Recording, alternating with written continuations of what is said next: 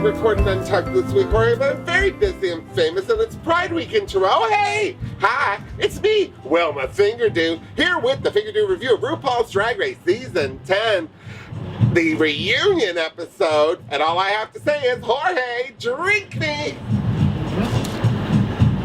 It's empty. What was it? Oh, it was the rum punch. We're at Wayla Bar and Lounge, 996 Queen Street East. And tonight's drink that Alistair made, because he's so sexy and talented, he made us the rum punch, which apparently is too... You have a replacement? Oh, all right. This is for me? All right. So because Jorge drank my punch, I'm going to get a beer. This is a side launch Mountain Ale. It's not near as punchy.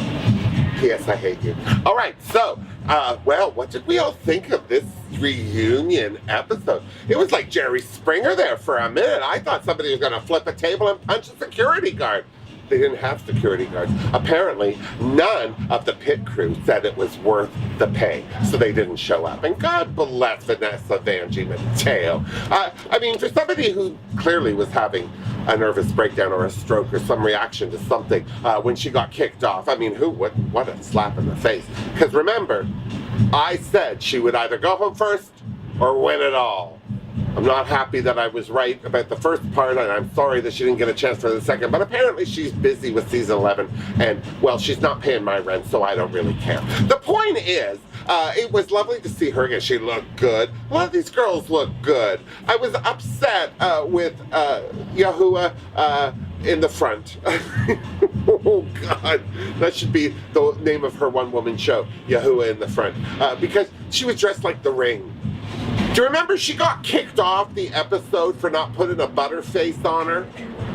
And then she shows up like that. It's like, was it to prove that she could butter her face up? Because, I didn't even think it was her at first. I kept saying, who's that dressed as The Ring? And then when I found out it was Yahuwah, I felt it was racist. This is where the whole Jerry Springer thing came in. I'm so glad that the victim, which is what I'm still calling her, had her moment to just tell everyone off. Huh? She practically told RuPaul off. That was a lot of anger. And I love how delusional she is. The fact that Monet, God bless Monet, the fact that Ru, God bless Ru, these people were clearly saying, well, that's not how it went. This is not what was said. This is not the interpretation that most people are walking away with. And she just had her whole thing and threw it down and stormed off. Like, I wish there was a table there, because I think she would have flipped it. If there had been security, she would have punched them on the way out. And I felt bad for her, because clearly she doesn't understand what the heck is going on. And I am so happy that Asia had that come to Jesus, can't we all be sisters moment, because this is something I've said before. Sometimes the reaction that you have to something isn't helping the situation. Like, if you get called something honestly by accident, maybe you identify in one gender or another or none. And somebody who's not that savvy to you or that community or the ways of the Force says something just in passing without any investment in it, and that person just viscerates them and attacks them, and now that person who was clearly unaware of what was going on in the world has an opinion. Here was your opportunity to give them an opinion, and you gave them that one. This is how I feel that the Vixen has gone through life with Asia having that whole moment saying, shouldn't we be giving her a moment to... and I had it. I was there with her. I believed Asia. I was almost like, yeah, poor Vixen. Thank God Ru said, no, I come from there. I've been there. I am that person. I was angry and told everyone where to go. I went up to 10. And you have to be responsible for your choices. And gee whiz, God bless. Tatiana was right. Choices. Just saying. Something else about the victim is that clearly she regrets nothing. This is a person who had no problem with how she was seen on the show. And even at the end of that whole replayed Eureka fight, she was going along move for move, word for word, lip syncing along to herself. She seemed very proud of herself because, as I say, she had envisioned that this whole thing was somebody else's fault. But here's the thing. She said she never started a fight. She never started a fight.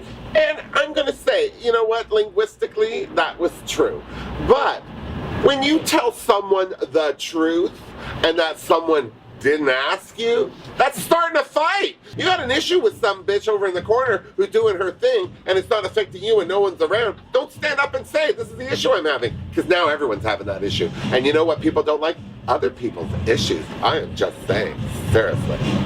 Something else about Asia during her whole emotional plea for the vixen was that she became quite emotional, like extremely emotional. Like, my dog just died emotional. Do you know what I mean? And not just that a member of her community was storming off into the cold, dark night with her fists balled up. It was like somebody had shot her. And I felt it was overly and beyond. And her voice got so high, I thought dogs were going to start barking. It was just too much. And it got to a point, and again, I'm going to footnote this before other people say, I've not been a huge fan of Asia. I don't dislike her. I don't think she shouldn't be where she is right now. But there's something about her that's just memories of a mean girl. Do you know what I'm saying? Just its hint, it just its aftertaste. And this is where I saw it here, within the emotion, and it got so emotional. Like, does the vixen owe her money? It seemed there was more invested in her reasoning than just that emotional thing. And again, I think there's part of that in the pageant girl of Asia that may possibly have come up because, as we know, this reunion's been filmed after they've been on the air a few times and they've seen the tweets and seen the way it's going. And as we have said, Mayhem Miller had an issue with Asia talking about her behind her back after the fact. And that was one of those things when I said that I feel like Asia has a touch of the mean girl in her. That was one of those moments I couldn't pinpoint, but it was like, yeah, wasn't she supposed to be Mayhem's friend and now she's talking about her outfit to somebody else? If that's not the identification of talking behind someone's back, then pardon me, apparently I drink too much. But the point is that I felt that Asia's whole emotional plea for the vixen just became this display for the fans. I'm just saying, I know if you hate this opinion, I understand. But I just felt it rang untrue. And I even had a moment when I was thinking this, that I thought, oh, wouldn't it suck if Asia is actually this uniquely humane and emotionally sensitive person that fights the fight for those who can't, and the world is going, oh, she just comes off so phony. I had that whole moment, I want you to know. And if Asia is sincerely that person, but I still think that's the kind of crying you save for your grandma or dog getting shot and run over and refused credit. I'm just saying.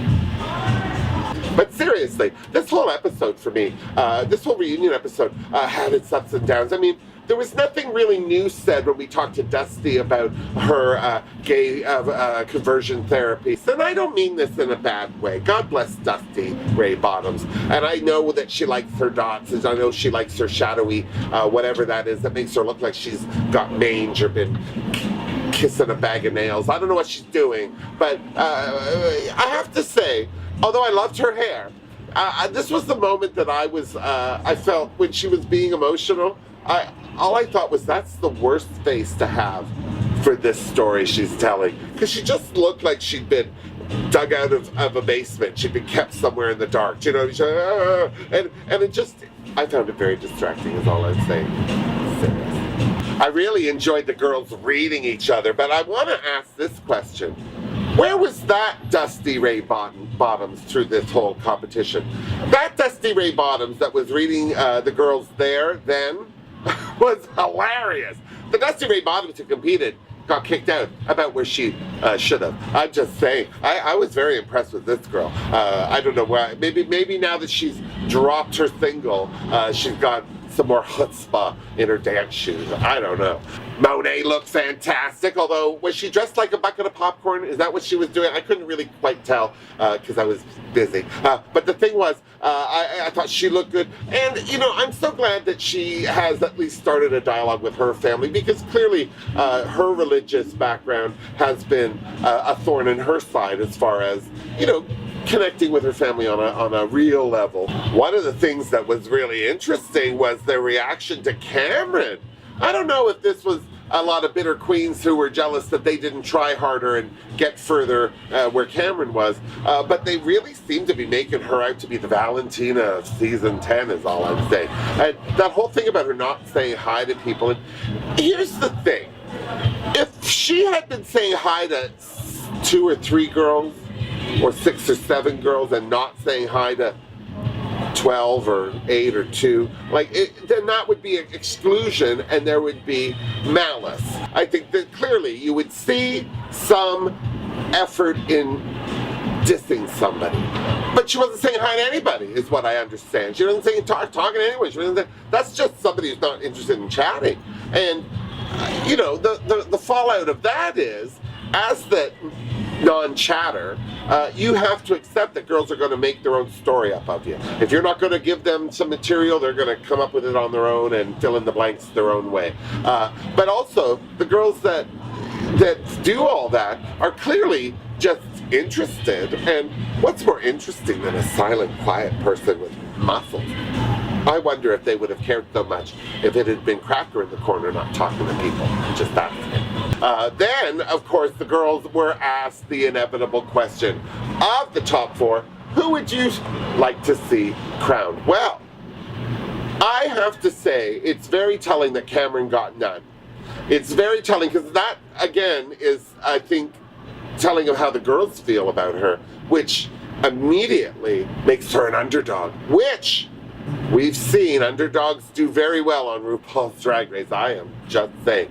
But the girl that got the most was Eureka. And I have to say, girls saying that a big girl winning, that they need to have a big girl win, it's like, I'd like the right big girl to win. I would like the big girl who deserves to win because she won, not because she's a big girl. I'm not saying Eureka isn't that girl, but I think that Eureka has a really good chance of winning. I was very surprised that Aquaria only got 2, especially after the fact because of her transformation personality-wise through the whole process.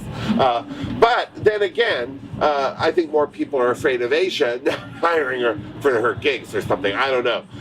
But Asia got 3, and good for her. She's landed in the middle, which is about, I think, as far as Asia O'Hara could have gone competing against these girls. Again, you know, this season of RuPaul's Drag Race, whether they intended it to be or not, was way better than a lot of the shows have been.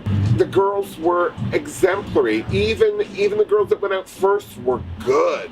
This wasn't a matter of Cream rising to the top. This was about Cream fighting to stay Cream. Do you know what I'm saying? These girls, it was not easy. Any of these girls on any other season would have probably have done a little better, especially the girls getting kicked out early.